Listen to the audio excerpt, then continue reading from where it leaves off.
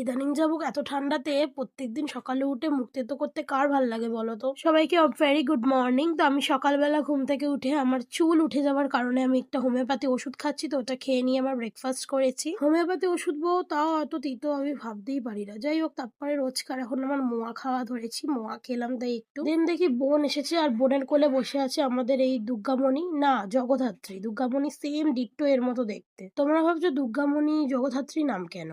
কারণ কি, একটা সিরিয়াল ছিল বাংলাতে, সেটা এখন রিটেনলি বন্ধ হয়ে গেছে। যেটাতেও পুরো হিরো হিরোইনদেরকে পুরো সেম দেখতে ছিল, মা আর মেয়েকে। তো এই উদ্ভট বকতে বকতে লাঞ্চ করে নিয়ে আবার সন্ধ্যাবেলাও কি কি খেয়েছি সেটাও শেয়ার করছি তোমাদের সাথে। এটা ছিল ডাল বড়া, যেটা খেতে আমার মোটামুটি লেগেছে, অতটা ভালো লাগেনি। তো তারপরে আমি আর আমার বোন একটা রিলস শুট করছিলাম। বাড়িতে পিসি আর বোন এসে তো রাত্রিবেলা হিজিবিজি রান্না তো হবেই, তো আবার বসে গেছিলাম স্যান্ডউইচ বানাতে। তো এটা পিসি আমরা সবাই মিলেই বানিয়েছি। দেখতে খানিকটা চিজ স্যান্ডউইচের মতো হয়েছে না, বাট এটার মধ্যে একটুও চিজ ছিল না। চলো তাহলে এলাম, টাটা। নতুন হয়ে থাকলে সাবস্ক্রাইব